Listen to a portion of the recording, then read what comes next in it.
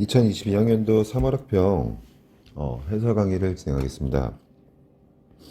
2022학년도 3월학평은 문제 난이도가 쉽지 않았고, 또 학생들 입장에서는 처음 이제 3학년 올라와서 처음 보는 시험이었기 때문에 상당히 당황스러울 수 있는, 이게 진짜 고3 시험이라는 게, 이제 고3 국어라는 게 이런 시험이라는 점에서 상당히 당황스러울 수도 있지만, 그래도 이제 앞으로 우리가 이런 시험들도 많이 봐야 되고, 또 한편으로 본다면 이제 이런 시험들을 자주 봄으로써 내성이 생기고, 또 우리의 국어 공부를 하는데 방향을 설정할 수 있다는 점에서는 굉장히 좋은 시기에, 적절한 시기에 적절하게 시험을 본 거라고 생각을 합니다.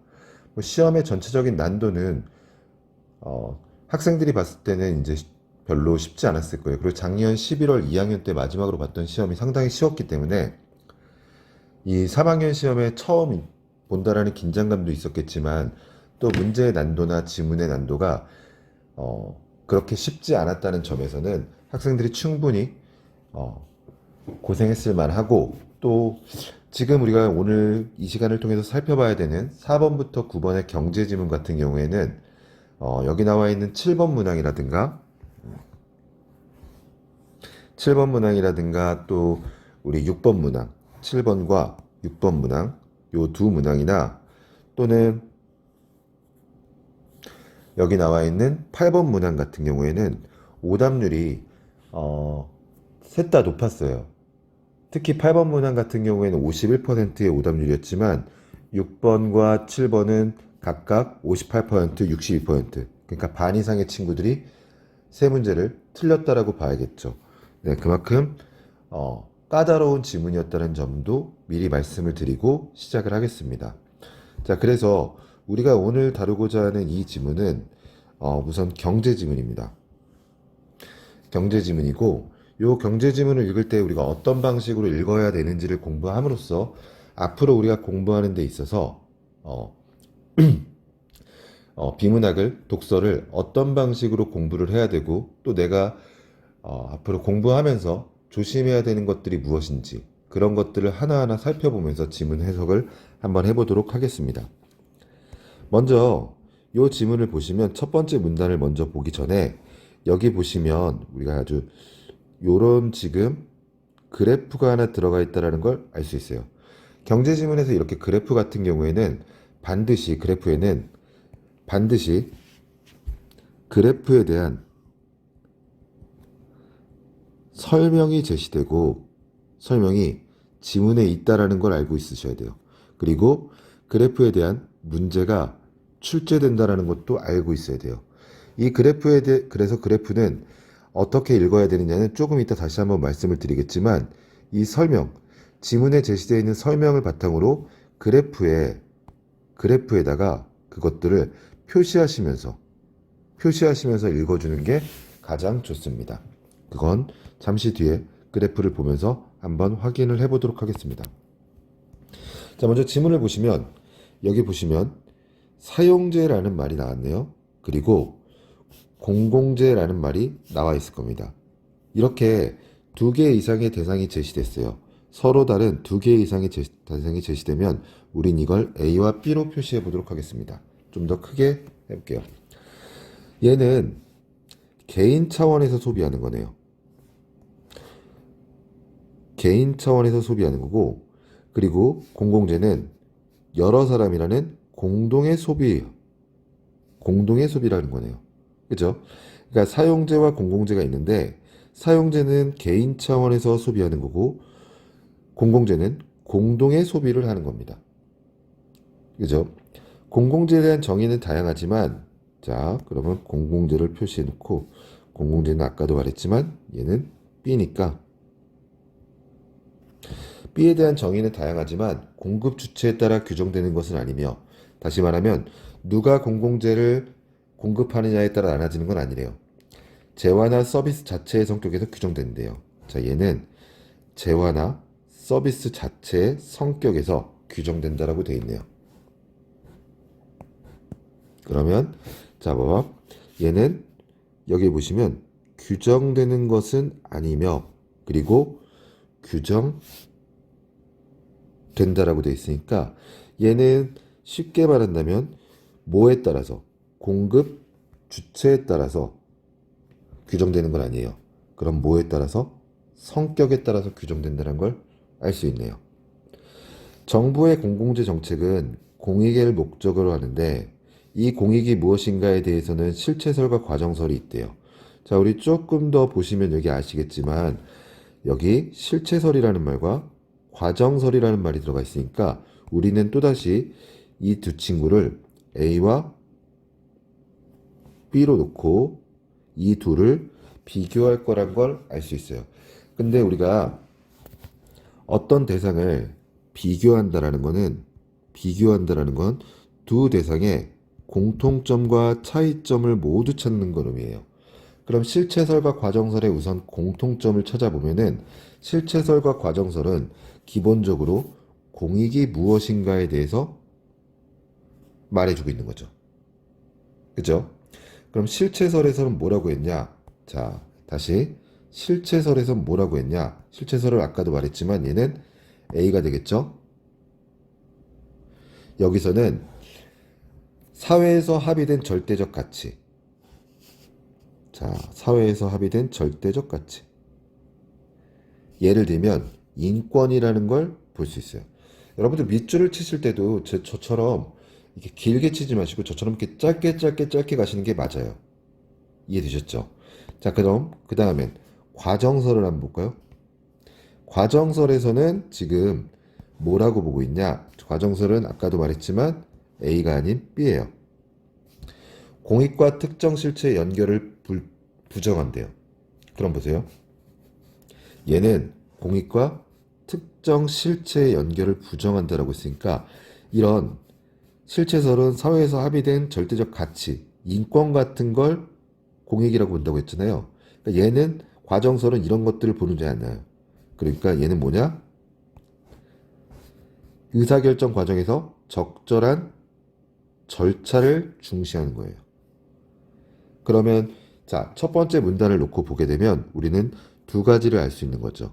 아, 여기서는 사용제와 뭐를? 공공재를 비교했구나.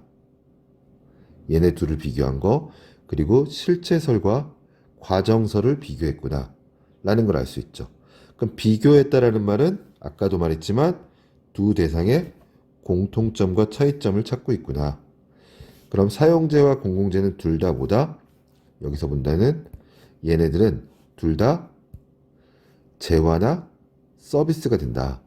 재화나 서비스가 사용자와 공공재의 공통점이고, 그죠? 사용재는 개인 차원에서 하는 거. 그리고 공공재는 공동의 소비를 위한 거.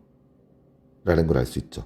또 하나, 좀 더 디테일하게 가보면 얘는 규정되다와 규정되지 않는다로도 구분할 수 있겠죠. 그죠? 뭐에 의해서 공급 주체에 따라서 규정되는 것은 아니다. 그리고 뭐에 의해서 성격에서 규정되는 것이다. 또 하나, 공익이란 무엇인가? 이건 A와 B로 구분할 수 있대요. A와 B로 구분하게 되면 A는 실체설, 그럼 얘는 공익이란 무엇이다? 절대적 가치이다. 합의된 절대적 가치이다. 과정설, 얘는 뭐다? 적절한 절차를 중시하는 거다. 얘는 뭐다? 특정 실체와의 연결은 없다. 이렇게 볼 수 있겠죠. 그럼 첫 번째 문단은 이렇게 정리할 수 있을 것 같아요. 자, 그 다음으로 넘어가서 두 번째 문단으로 가서 여기서도 또 한번 찾아볼게요. 우리가 뭘 찾아야 되는지. 자, 어떤 공익이 다른 공익과 서로 공존하기 어렵거나 적절한 절차를 거치더라도 대립되는 의견이 서로 대등할 경우 정책 딜레마에 빠지기 쉽대요. 자, 여러분 여기 한번 보고 갑시다. 여기 이 정책 딜레마라는 말이 나왔는데 이 정책 딜레마라는 말은 우리가 쉽게 말하면 얘는 문제점이라고 볼 수 있겠죠? 그죠? 얘는 문제점이라고 볼 수 있어요. 문제점은 프로블럼이니까 약자로 P라고 해놓을게요.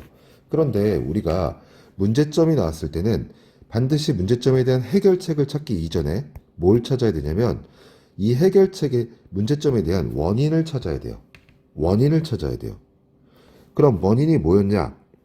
어떤 공익이 다른 공익과 서로 공존하기 어렵다. 서로 공존하기 어렵다. 또는 적절한 절차를 거쳤더라고 하더라도 대립되는 의견이 서로 대등하다. 그럴 경우에는 정책 딜레마에 빠지기 쉽대요. 자, 그럼 여러분 한번 볼까요? 얘네 둘은 바로 피해 원인이 되겠죠. 저는 피해 원인을 이렇게 표시를 해줍니다. 근데 어떤 공익이 다른 공익과 서로 공존하기 어렵다라는 건 아까 나왔던 뭐에 실체설과 관계에 있는 거고, 그죠? 적절한 절차를 거쳤더라도 대립되는 의견이 서로 대등하다라는 건 요거는 위에 나왔던 과정설과 관계에 있다라고 보시면 되겠네요. 그죠? 이렇게 문제점이 나왔으면 문제점의 원인을 찾고 그 문제점의 원인에 대해서 해결책을 제시해 준 거. 원인을 제거하거나 원인을 개선하는 게 바로 해결책입니다. 자, 가볼게요. 정책 딜레마는 비교 불가능한 가치나 그런 비교 불가능한 가치나 또는 대안에 대해서 어느 하나의 대안을 선택하게 되면 선택하지 않은 대안이 주는 기회 손실이 크기 때문에 선택이 곤란한 상황을 말한대요. 지금 여기 나와 있는 이 부분은 정책 딜레마가 무엇인지 설명해 주는 거야. 다시 말하면 얘는 피에 대해서 설명해 주는 거죠. 피에 대한 상술이라고 합시다. 자, 이런 상황이 지속될 경우, 자, 이런 상황은 어떤 상황이죠? 앞에 나와 있는 부분을 볼까요? 이런 상황이라는 건 바로 곤란한 상황을 말해요. 그럼 이 곤란한 상황은 뭐냐? 바로 정책 딜레마가 되겠죠. 정책 딜레마가 바로 어떤 상황이에요? 곤란한 상황이었으니까 곤란한 상황은 다시 말하면 정책 딜레마의 상황이 지속될 경우 정책 집행의 지연이나 논란이 심화되어 사회 전체의 비용이 증가한다는 또 다른 문제점으로 발전할 수 있네요. 그죠? 자, 그래서 정부는 정책 딜레마 상황에서 벗어날 수 있는 방법. 자, 여기 한번 보고 갑시다. 제가 아까 말씀드렸죠? 뭐를? 문제점이 나오면 문제점에 대한 원인을 찾고 그 다음에는 바로 해결책을 찾아야 되는데 이제부터는 해결책에 대한 얘기라고 보시면 돼요. 자, 그러면 합리 모형이라고 나와 있고 얘를 S1이라고 합시다. 그리고 만족 모형이라고 나왔으니까 S2라고 합시다. 자, 뒤에는 이 정책 딜레마에서 벗어날 수 있는 바로 방법을 제시한다는 걸 알고 계시면 될 것 같아요. 그럼 두 번째 문단을 먼저 한번 정리하고 갑시다. 두 번째 문단은 뭐에 대한 얘기냐라고 한다면 바로 이거는 피해에 대한 얘기라고 보시면 돼요. 문제점에 대한 얘기예요. 근데 문제점에 대한 얘기는 원인을 찾으라고 했죠. 원인이 두 가지가 이렇게 제시됐다는 걸 알고 계시면 돼요. 그리고 이게 왜 문제점이냐? 사회 전체 비용이 증가한다라는 문제점이 있죠. 그래서 우리는 뒤에 S가 나올 거란 걸 알 수 있어요. 그럼 솔루션이 제시될 거란 걸 알 수 있습니다. 자, 그러면 이제부터는 솔루션인 이 합리 모형과 또 만족 모형에 대해서 한번 공부를 해보도록 할게요. 자, 합리 모형이란 무엇이냐라고 한다면 정책 목표와 수단 사이에 존재하는 인과관계의 적절성 등을 확보하여 자, 딜레마 상황에서 최적의 대안을 선택할 수 있다고 설명한대요. 저는 이 부분을 한번 여러분들에게 말씀드리고 싶어요. 여기 보면은 뭐뭐 하여라는 말이 나와 있잖아요. 그죠? 그러면 이 뭐뭐 하여라는 말이 나온다면 요 앞에 들어가 있는 건 방법이라고 저는 가르쳐 드리고 싶어요. 그러니까 얘는 요 앞에 방법이 제시된 거야. 얘는 뭐를 하는 거냐면 바로 여기 나와 있는 것처럼 인과관계의 적절성을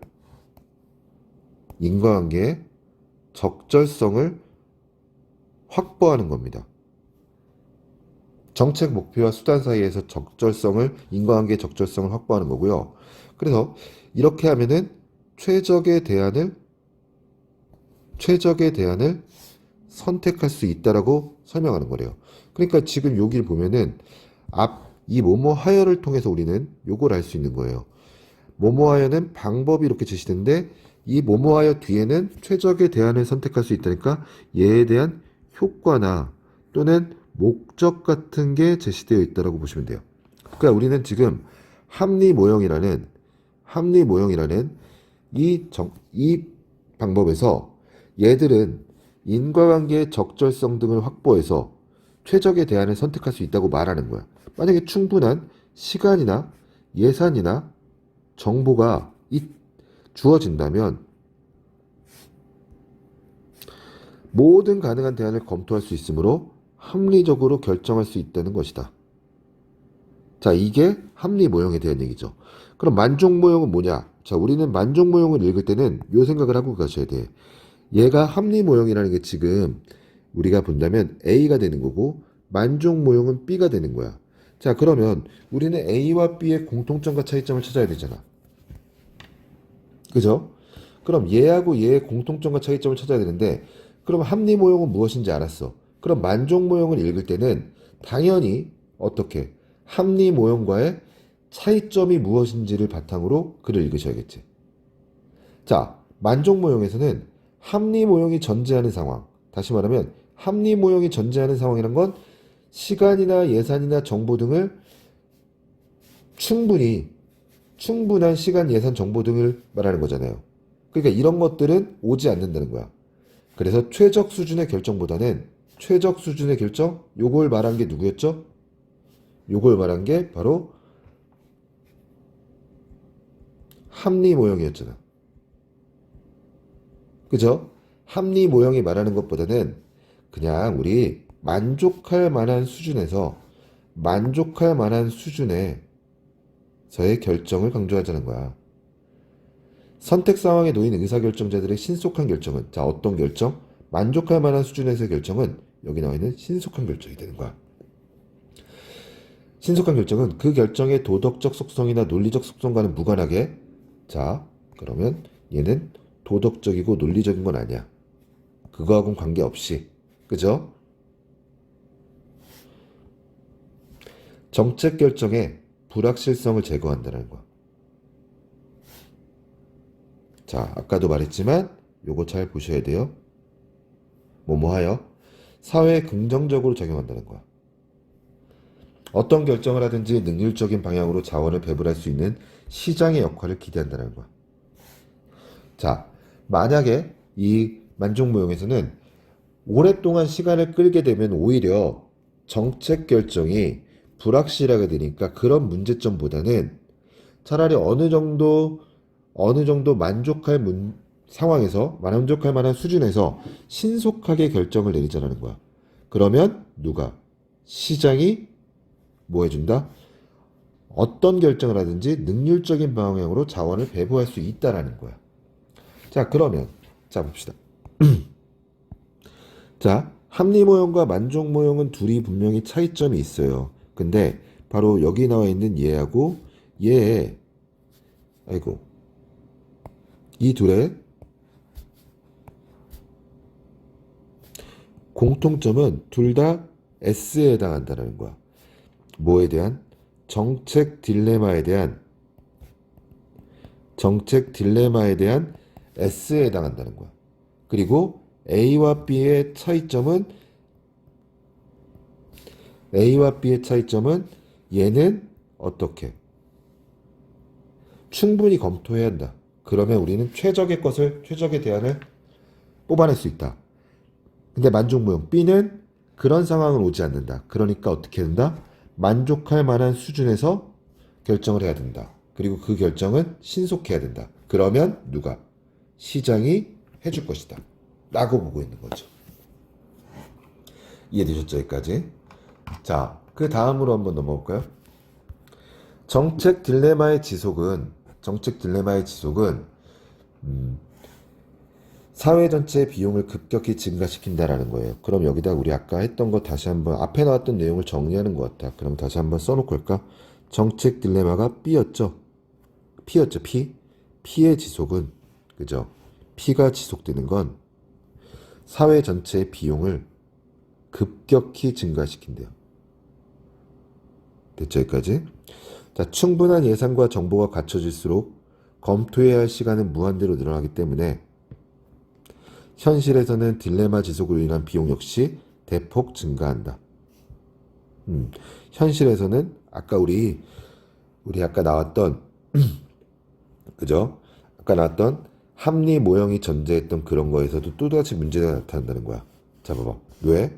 예산과 정보가 갖춰질수록 검토해야 될 시간도 무한정 늘어난다는 거야. 그죠? 이런 점에서 만족 모형, 다시 말하면 만족 모형은 아까 나왔던 거에서 B였죠. 주어진 시간과 예산이 부족하여 어쩔 수 없이 받아들여지는 결정이 아니라, 자, 얘는 봐봐. 어쩔 수 없이, 시간이 부족해서 어쩔 수 없이 받아들여지는 결정이 아니라는 거야. 이해됐죠? 여기까지. 얘는 딜레마 상황의 지속에 빠지지 않으려는 의사결정자들의 전략으로 채택될 수 있다. 그러니까 얘는 어쩔 수 없이, 그러니까 이거야, 어쩔 수 없어, 이거 해. 이게 아니야. 딜레마 상황을 피하기 위해서 하는 의사결정자들의 전략이라는 거야. 자, 그러면 마지막 문단은 앞에 나왔던 내용을 다시 한번 정리해주는, 요약해주는, 그리고 정리해주는 문단이라고 봐야겠지. 다만 여기서 우리가 하나 주목해야 되는 건, 자, 얘가 지금 마지막에 말했던 이 만족 모형에 대한 얘기를 다시 한번 보고 하자. 자, 만족 모형이라는 거는 보시면 의사결정자들의 전략이다 라고 돼 있잖아요. 저는 이 부분에 있어서 여러분들한테 하나 강조하고 싶은 게 있어요. 바로 마지막 문단은 보통 요약이나 정리를 하는 문단이기 때문에 별다른 추가적으로 주어지는 정보가 없어요. 그런데 마지막 문단에서 이렇게 추가적으로 주어지는 정보들이 있을 수 있는데, 그 중에 가장 대표적인 것이 무엇이냐면 바로 이런 어떤 대상에 대한 의의가 주어지는 경우에는 이런 의의들은 반드시 여러분들 체크를 하고 넘어가시는 게 좋습니다. 이해되셨죠? 자, 그러면 첫 번째, 두 번째, 세 번째 문단 다시 한번 보시면서 내가 지금 여기서 어떤 부분들이 문제로 출제될 수 있는 것인지 걔네들을 한 번 더 확인하시면서 글을 읽어보시는 게 좋을 것 같아요. 자, 제가 원래대로라면 문제를 바로 풀어야 되는데 가에 대한 부분을 읽었으니까 가에 대한 문제를 푸는 게 맞아요. 근데 오늘은 해설 강의에 초점을 두고 있으니까 바로 문제를 풀기보다는 여러분들한테 최대한 지문의 내용을 확실하게 알려주는 것과 앞으로 내가 글을 읽을 때 어떻게 읽어야 되는지 그 방향을 설정해 주는 게 목적이기 때문에 이번엔 바로 나지문으로 넘어가 보겠습니다. 자, 이렇게 나지문이 나왔는데요. 가지문과 가지문을 읽은 상태에서 나지문을 볼 때는 가지문과 나지문이 비슷한 내용을 다루고 있거나 서로 반대되는 내용을 다룰 수도 있지만 제재나 소재만 비슷하고 서로 완벽하게 다른 내용이 나올 수도 있다는 걸 여러분들이 생각을 하셔야 돼요. 그 부분에 초점을 두셔야 돼요. 가의 내용, 어떤 하나의 관계가 나오진 않아요. 여러 개의 관계들이 돌아가며 나오기 때문에 반드시 그걸 읽으실 때는 나는 나 따로 또 한 번 또 읽는다라고 생각을 하셔야지, 가하고 나를 무작정 연결시키거나 가에 나왔던 것과 나에 나왔던 것의 차이점을 살펴보면서 글을 읽으려고 그러면 가를 읽고 나를 읽었을 때 정보가 너무 많아져서 오히려 나를 읽는데 방해가 될 수 있어요. 나는 나 따로 읽는다고 생각하시는 게 좋습니다. 자, 그럼 얘도 한번 볼까요? 자, 첫 번째 문장을 보면은 아예 여기에 우리 또 하나 볼 수 있어요. 지방정부와 중앙정부가 나눠지네요. 그럼 우리 가볍게 지방정부에다가 A라고 하고 중앙정부에다가는 B라고 합시다. B라고 해놓은 상태로 갑시다. 자, 지방정부는요, 지방세원이 있나 봐요. 얘는 지방세원이 있나 봐. 그리고 자주적 재원인 지방세원 이외에도 재정지원을 받는데요. B로부터 재정지원을 받아서 공익 실현을 위한 공공재를 제공한대요. 자, 얘는 공공재를 제공한다. 그죠? 자, 잠깐 이거 안 예쁘니까 한 번만 더 비추치자. 얘는 이렇게 공공재를 지원한대요. 그러니까 지방정부는 뭐를 통해서, 여기 보시면 지방세원을 통해서, 그리고 플러스 이 재정 지원을 받아서 또 뭐한다? 중앙정부로부터 재정 지원을 받아서 공공재를 제공한다는 거야. 누구에게? 해당 지역에다가. 그죠? 재정 지원에는 재정 지원이니까 우리 요건 지금 이제 내용이 어디로 넘어간 거야? 바로 1이 아니라 2에 대한 얘기지. 자, 여기다 한번 표시를 하고 갑시다. 자, 재정 지원에는 여러 형태가 존재하는데 지급 방식에 따라 정액 지원금과 그리고 정률 지원금으로 나눌 수가 있대요. 잠시만요. 자, 재정 지원에는 두 가지가 있대요. 정액 지원금하고 정률 지원금으로 나눠진대요. 그럼 우리 여기서도 똑같이 한번 표시를 해보고 가봅시다. 정액 지원금을 우리는 A라고 하고 정률 지원금을 B라고 합시다. 아이고. 정률 지원금을 B라고 표시합시다. 그죠? 정액 지원금은 지역 주민의 공공재 지출과 상관없이, 자, 볼게요. 여기 보시면 정액 지원금이라고 나왔으니까 얘는 우리가 다시 A라는 걸 알 수 있죠. 공공재 지출과 상관없이 뭐를 주는 거야? 일정 금액을 지원하는 데 반해. 자, 그러면 또 B. 정률 지원금은, 자, 얘는 B가 되어야겠죠. 그죠? 아이고. 죄송합니다. 공공재의 단위당 비용에 대한 일정 비율의 형태로 지원되는 거야. 자, 얘는 일정 금액인데 얘는 일정 비율이야. 그러니까 여러분들이 글을 읽으실 때 이런 식으로 서로 차이가 나는 점들을 좀 봐야 돼. 그러니까 우리가 어떤 대상과 어떤 대상이 서로 대비를 이룬다. 두 대상이 짝꿍을 이룬다라고 하기 위해선 반복되는 단어들이 들어가는 게 기본이야. 그러니까 예를 들면 지금 여기 나와 있는 지원금이라는 말이 반복되는 것처럼, 그리고 요 둘 사이에서 여기 지금 있는 정액과 정률이라는 말이 서로 차이점인 것처럼 정액지원금은 일정 금액이 되는 거고 얘는 일정 비율이라는 점이 차이점이 되는 거지. 그치? 자, 정액지원금과 정률지원금은 어떤 것이다라는 걸 이제 알려준 거야. 두 지원금이니까 두 지원금을 우리는 A와 B로 할 수 있고, 자, 얘네 둘은 공공재에 대한 지역 주민의 소비에 대해 서로 다른 영향을 끼친다라는 거야. 그럼 이제 이 얘기가 나와야겠지. 그치? 이 얘기가 나와야겠지. 그치? 자, 여기 보시면 이제 우리가 아까 선생님이 앞에서 언급했던 것처럼 그림이라는 게 제시가 되네. 여기 요 부분부터, 자, 지금부터야 요 부분부터를 읽으실 때는, 요 부분을 읽으실 때는 그래프와, 다시 말하면 그림과 함께 읽어라. 그림과 함께 읽어야 되는 거야. 그 함께 읽는 게 무슨 말이냐? 자, 그림은 어느 지역 주민이 소비할 수 있는 공공재의 양과, 자, 봐봐. 여기 공공재의 양이라고 되어 있으니까 여러분들은 여기다가 써주시면 되는 거야. 여기 안 써 있잖아. 여기 안 써 있는 말을 써주시는 거야. 여기는 공공재라고 쓰면 돼. 그리고 자, 여러분들은 지문을 읽으시면 돼요. 제가 지금 읽을 때는 저는 지금 왔다 갔다 하게 되면 여러분들 헷갈릴 수도 있으니까 저는 제가 이걸 읽어가면서 얘기를 할게요. 사용재의 양을 나타낸 거래요. 그럼 여기다가 우리는 써주시면 돼요. 뭐라고? 사용재라고 써주시면 되겠죠. 여기다가는 사용재라고 써줍시다. 되니 여기까지? 자, 이 지역 주민이 보유한 경제적 자원, 예컨대 소득을 통해 선택할 수 있는 공공재 사용재의 조합을 의미하는 예산서는 A, B로 나타난대요. 자, 여기 봐. 선분 A에서 B니까 우리 여기다가 이렇게 밑줄을 한번 쫙 그어볼까요? 얘가 뭐라고? 얘가 바로 예산선이래요. 주민들이 선택할 수 있는 거죠. 그죠?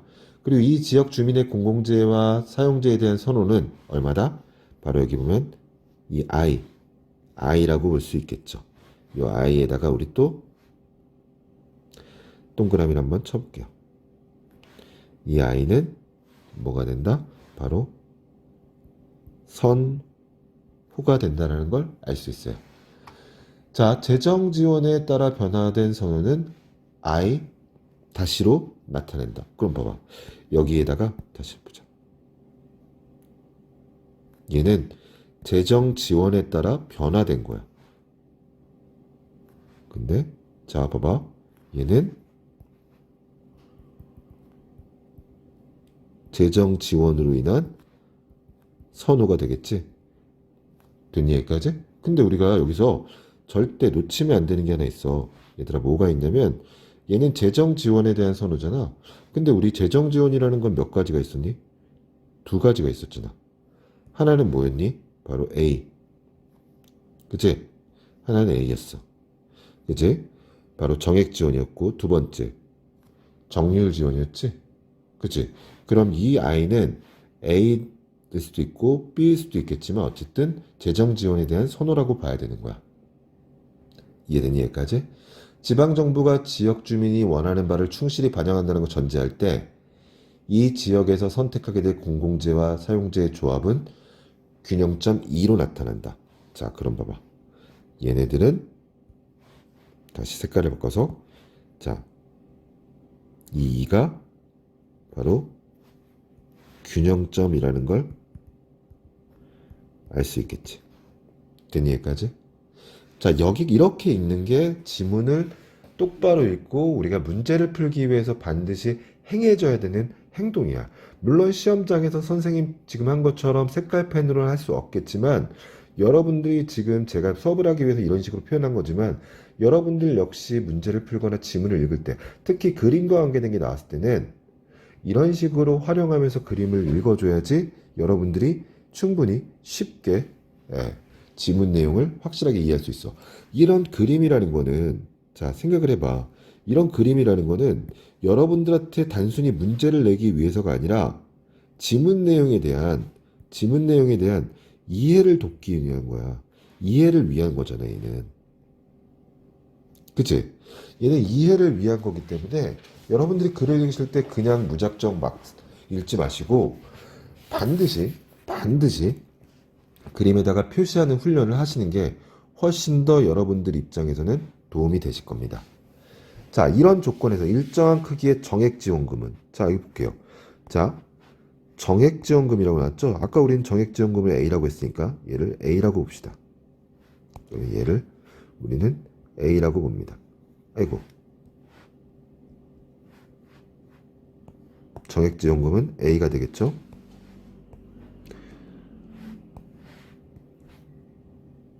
자, 결국 지역 주민의 A는 소득의 크기가 증가한대요. 지역 주민의 소득의 크기가 증가한다는 걸 의미한대요. 정액지원금은 공공재, 여기에도 사용될 수 있고 그리고 사용재 소비에도 사용될 수 있대요. 그렇기 때문에 우리는 소득의 크기가 증가한다라고 볼 수 있는 거죠. 그래서 이 정액지원금을 받은 후에 예산선은 원래 예산선이 바깥쪽으로 평행 이동에 만들어진 선분 JK가 된대요. 자, 봐봐. 그래서라고 나왔잖아. 그러니까 그래서는 뭐가 되는 거야? 정액지원금을 받으면, 그죠? 정액지원금은 소득이 증가한 것과 같은 거야. 그러니까 소득이 더 늘어났으니까 선택할 수 있는 공공재와 사용재의 선택의 폭이 넓어진 거지. 이해되니 여기까지? 그림에는 정액지원금을 받은 후의 균형점이 2B로 나타나 있다. 자, 정액지원금을 받은 후니까 여기다가 우리는 정액지원금을 여기다 이렇게 표시할까? 자, 얘는 A야, A. 얘는 A야. 이해됐지, 여기까지? 자, 이론적으로 정액지원금은 지역 주민의 소득 증가와 동일한 효과를 내기 때문에 각 지역의 기본적 재정 기반을 보완하는 것과 동시에 기본적 재정 기반을 보완하는 것과 동시에 지역 간 재정 격차를 조정할 수도 있다. 자, 우리 지금 보니까 지금 이 그래프에 표시한 거는 우리가 한 거는 자, A에 대한 것만 했어. 그치? 동시에 지적 간 재정 격차를 조정한다. 이런 건 다 A에 관한 거잖아. 그럼 이렇게 했을 때 효과가 1과 2가 있다라는 거지. 됐니 여기까지? 자, 그 다음으로 넘어갈게. 나는 지금 그래프를 계속 봐야 되니까 그래프를 계속 놓고 여러분들과 함께 할게요. 정률지원금이야. 이번에 정률지원금이니까 정률지원금이라는 것 자체는 여러분 당연히 뭐가 되겠습니까? 아까도 나왔지만 얘는 B가 되겠죠. 그죠? 우리 얘를 B라고 표현하시고서 한번 읽어봅시다. 자, 이제 우리 얘는 색깔을 좀 다른 색깔로 바꿔볼까? 그래, 우리 B로 바꿔서 이렇게 해보자. 자, 공공재 공급 보조율에 따라 예산선의 기울기를 변하게 하는 거야. 아, 얘는 예산선의 기울기가 변하는 거구나. 그림에서 원래 예산선은 선분 AB였어. 원래라는 건 여기 나와 있는 것처럼 원래라는 거는 우리 뭐 하는 거야? 원래는 지원금이 없을 때를 말하는 거지. 그치? 정률 지원금으로 인해 예산선은 선분 AG로 변한다. 선분 정률 지원금이야. 정률 지원금은 지금 선분 AG로 변했네. 아이고, 이거 또 색깔이 다르니까 선분 AG로 변했어. 정률 지원금이야. 그치? 자, 이렇게 정률 지원금이 지급되면 그 지역이 선택하게 되는 균형점은 EM이 된다는 거야. 자, 보자. 얘는 우리 뭐였을 때야? B였을 때가 되겠네. 그지? 이 경우 그 지역이 선택하는 공공재의 양이 증가되는 것으로 나타나 있다. 아, 얘는 뭐가 늘어난다는 거야? 공공재의 양이 늘어난다는 거야. 그치? 얘는 공공재의 양이 늘어난다는 거야. 그러네. 여기 보면, 다시 보면, 여기니까 지금 사용재의 양은 그 전에 이것과 비교했을 때 사용재의 양은 늘어나지 않았지. 다만 뭐만 공공재의 양은 그지? B에서 K만큼 늘어났네. 그치? 결국 가격 보조의 의미를 갖는 정률지원금은 얘는 뭐야? 가격을 보조한다는 거야. 지방정부가 더 많은 공공재를 생산하도록 유도하는데 정액지원금보다 더 효과적이다. 그치? 더 효과적이란 걸 알 수 있겠지. 자, 그럼 이렇게 놓고 본다면 지금 이 지문들은 우리가 앞에서 나왔던 얘기처럼 그래프하고 그림도 분명히 그래프나 그림 같은 것도 분명히 문제로 나올 만한 요소지만 여기 나와 있는 얘처럼 잠깐 얘처럼 A와 B 여기 나와 있는 A 정액지원금이 부여됐을 때 그리고 뭐가 정률지원금이 나왔을 때 서로 다른 차이가 있다는 것도 알고 있어야 되고 정액지원금 즉 A보다 더 효과적이다 라는 것도 알 수 있는 거야. 앞서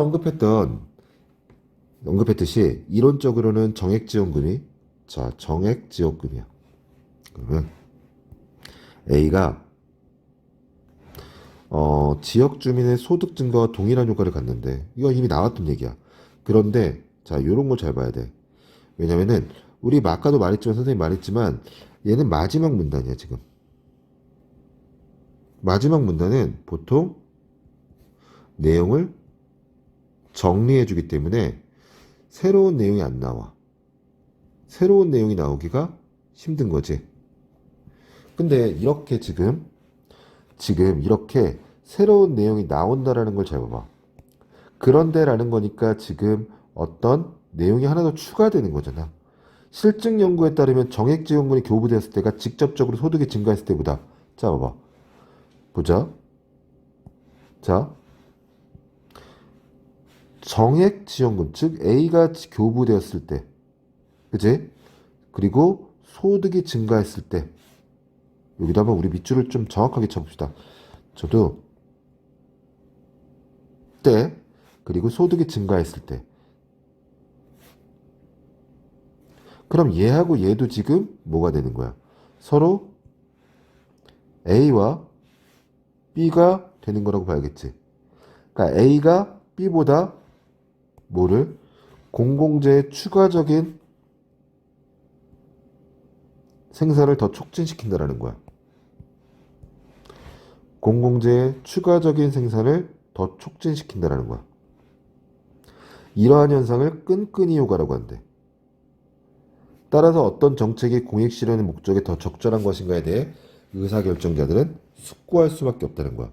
그러니까 지금까지 나온 내용을 보면은 A보다는 뭐가? B가 더 효과가 크다라는 거지. 근데 자, 더 가서 본다면 A는 뭐보다? 소득 증가보다 더 크다라는 거지. 뭐에 대해서? 사람들이 공공재에 대해서. 지방정부가 공공재에 대해서. 그지? 공공재를 더 많이 만들게 하고 더 쓰게 하고 하는 거에 대해선 A보다는 B가, 그리고 소득 증가보다는 A가 더 크다는 거고, 우린 여기에 대해서 얘를 끈끈이 효과라는 걸로 알고 있어야 되는 거야.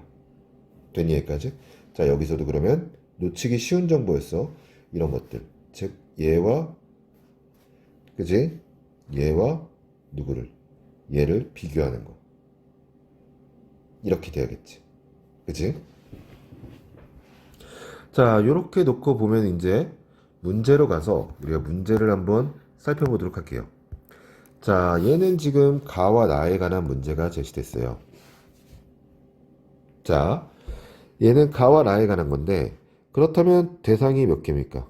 두 개죠. 그럼 우리는 하나, 둘 중에 먼저 하나만 가지고서 문제를 풀어보도록 합시다.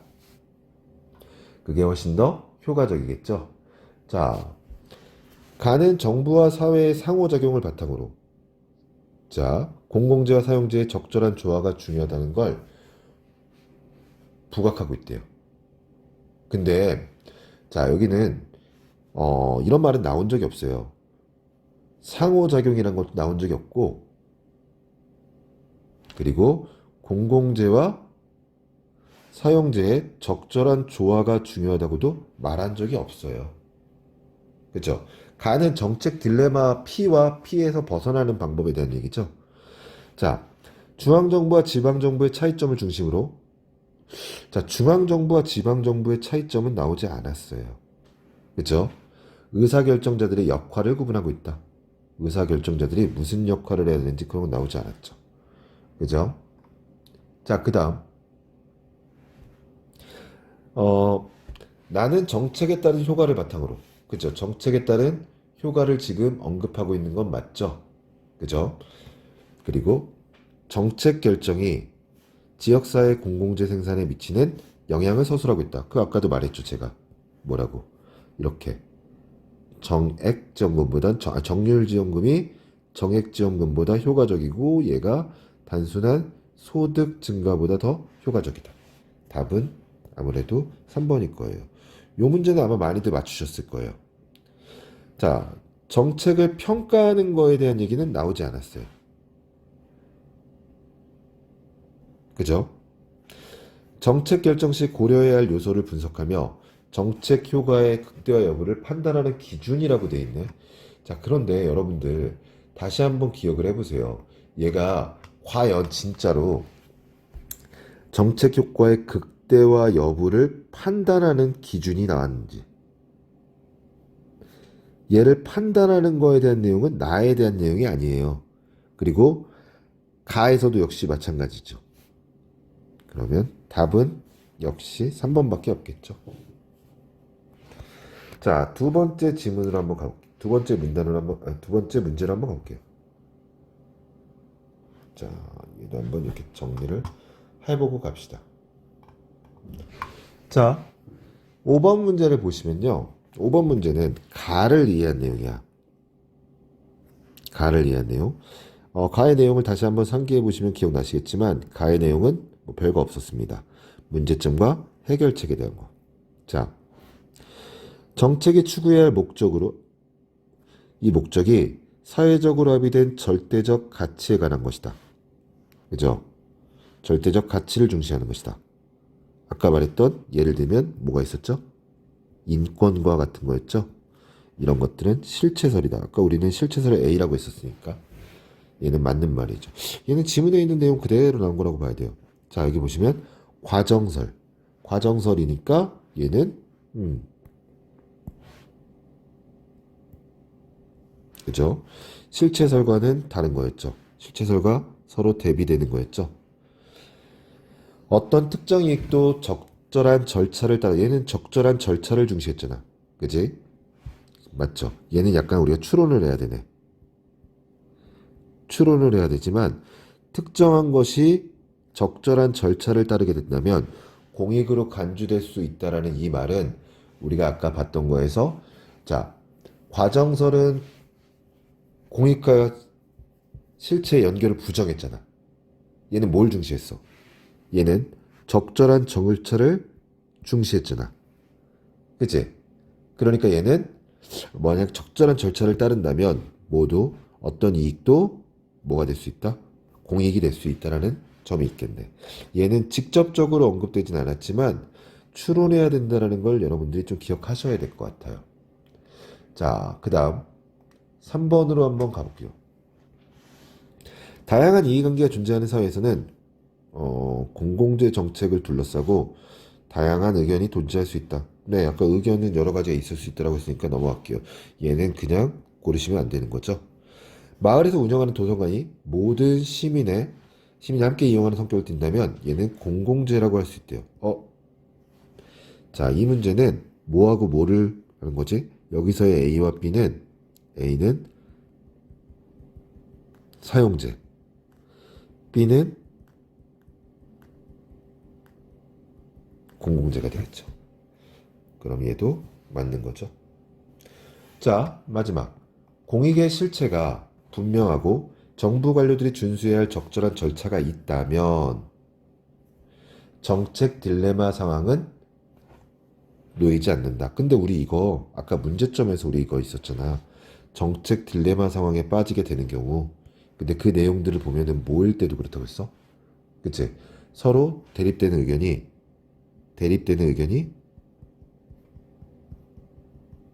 대등하다면 그치? 그런 상황에서는 이런 상황이 지속될 수 있잖아. 그러니까 얘는 지금 문제점에 대한 원인을 잘 보셔야 되는 거야. 그치?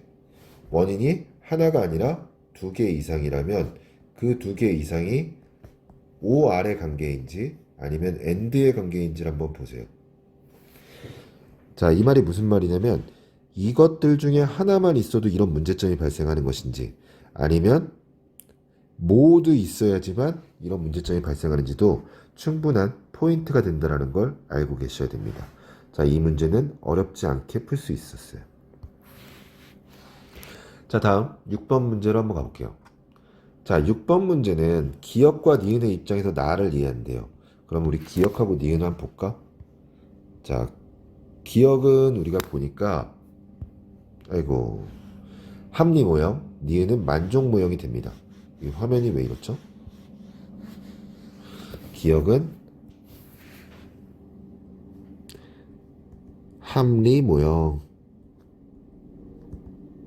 그리고 니은은 만족 모형이 되는 거네요. 자, 합리 모형은 아까도 말했지만 뭘 중시하는 거야? 얘가 만약에 충분한 시간과 예산이 있다면 뭐 할 수 있다? 우리는 합리적인 어떤 최적의 대안을 도출할 수 있다는 거고 만족 모형은 우리가 신속하게 만족할 만한 수준의 그죠? 선택을 결정하자는 거죠. 자, 중앙정부의 정책 목표가 무엇인가에 따라 지원금 지급 방식을 달리하는 수단을 사용할 수 있기 때문에 자, 이거는 뭐 여기까지는 그냥 읽어주는 게 맞아요. 자, 딜레마 상황에서도 의사결정자들은 최적의 대안을 찾는다. 이 부분을 보시면 요거는 합리 모형과 일치한다는 걸 알 수 있겠죠. 그죠? 자, 중앙정부가 지원금 지급 방식에 따른 효과에 대해 충분한 정보를 가지고 있지 않다면 자, 그럼 아까 우리는 정보든 예산이든 뭐 다 시간이든 이런 것들이 다 필요하다라고 했잖아. 그러니까 얘는 만약 그 중에 하나가 부족하다면 어떻게 하는 게 맞아? 자, 딜레마 상황이 지속되더라도 시간하고 예산을 추가로 투입해서 그 정보를 수집해야지 최적의 대안을 도출할 수 있겠지.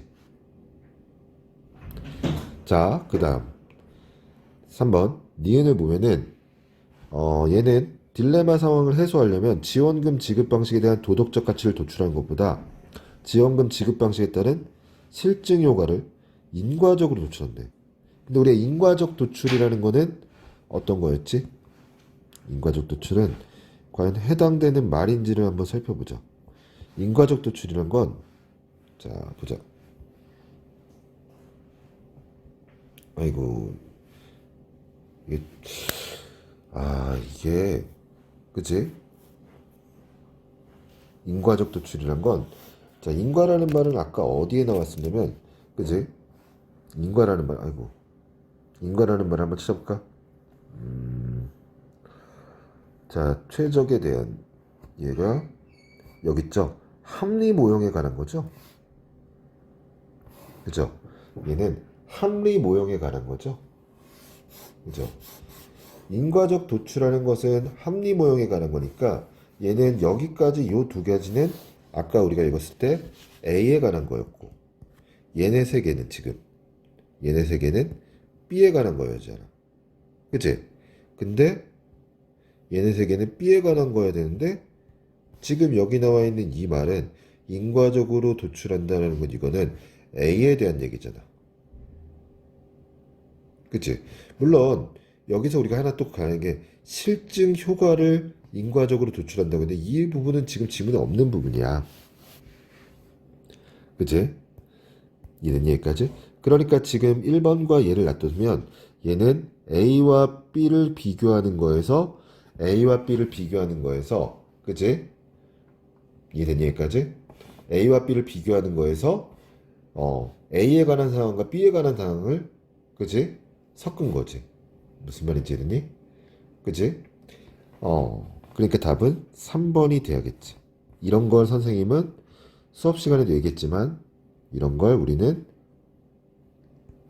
오답을 만드는 원리 중에 크로스의 원리라고 보는 거라고 보면 될 것 같아. 두 개를 섞는 거지. A에 관한 것과 B에 관한 걸 섞어버리는 거지. 봐봐. 중앙정부가 어떤 짓을 하든지 어떤 지원을 하든지 시장에서는 능률적으로 자원을 배분할 수 있다. 그래, 시장을 믿는 거잖아. 시장을 믿는 게 누구였어? 바로 B였지. 그지? 어떤 지원금 지급 방식을 선택하든 딜레마 상황에서 벗어나는 것이 가능하다. 그죠? 왜? 딜레마 상황에서 신속하게 벗어나는 걸 중시한 게 바로 B였으니까. 자, 딜레마 상황에서 중앙정부가 정책의 효과에 대해 완전한 정보를 갖게 되는 시간은 무한정으로 지연될 수 있으므로. 그렇지. A는 이런 거야. 얘가 보는 건, 자, 이런 것들은 A에 관한 거잖아. A의 상황은, 이거는, 어때? 너무 무한정이라는 거야. 만족할 만한 수준에서 재정 지원 형태를 결정하자. 이게 바로 B에 대한 얘기였지. 그렇기 때문에 답은 3번이 돼야 되는 거지. 자, 그림에 대한 문제예요. 선생님 얘기했지만 그림에 대한 문제는 반드시 나온다고 했어요. 그죠? 그림에서 우리가 기억해야 되는 건 그림은 세 가지 상황이 나왔어요. 세 가지가. 첫 번째는 지원금이 없었을 때. 두 번째는 자, 지원금이 없는 경우. 그리고 정액 지원금이 됐을 때. 그리고 정률 지원금이 배분됐을 때. 이렇게 세 가지로 구분할 수 있지. 자, 정액 지원금 A하고 B가 없을 때는 점 2가 뭐 균형점이었죠. 기억하세요.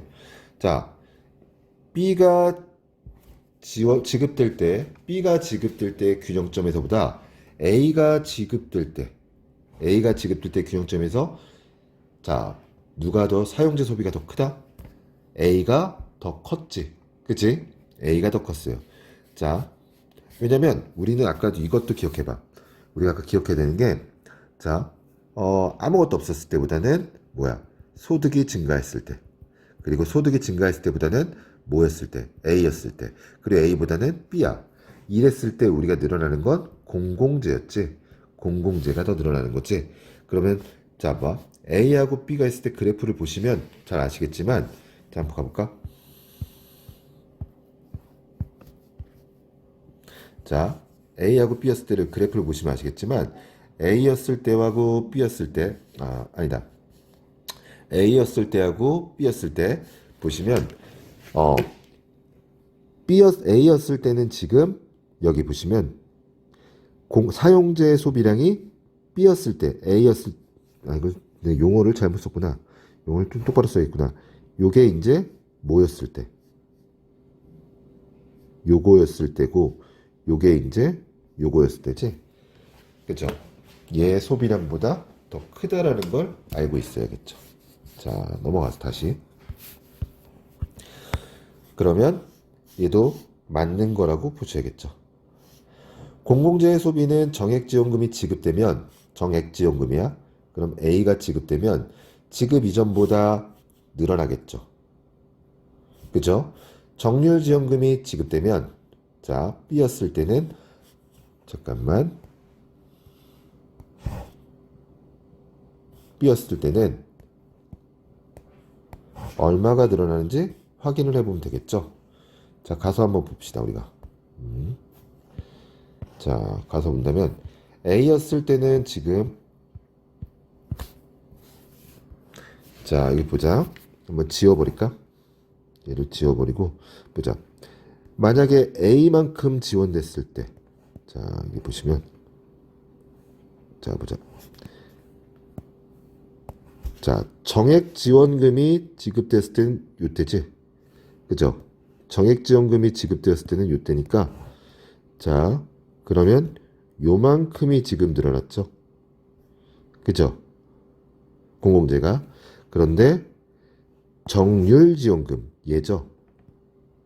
얘가 지급되게 되면 얼마큼이 늘어났습니까? 요만큼이 늘어났죠. 그래서 얘하고 얘하고의 차이는 얼마큼이 되냐? 요만큼이 된다는 걸 알 수 있죠. 이해되셨죠? 그럼 가서 다시 볼게요. 자, 지금 선분 Z에서 ZB만큼 늘어나고, 맞죠? 그러면 그리고 선분 Z에서 ZM만큼 늘어난다. 이것도 맞다라고 봐야겠죠. 자, 정률지원금이 지급되면, 정률지원금은 우리 뭐였죠? A야 B야? B지.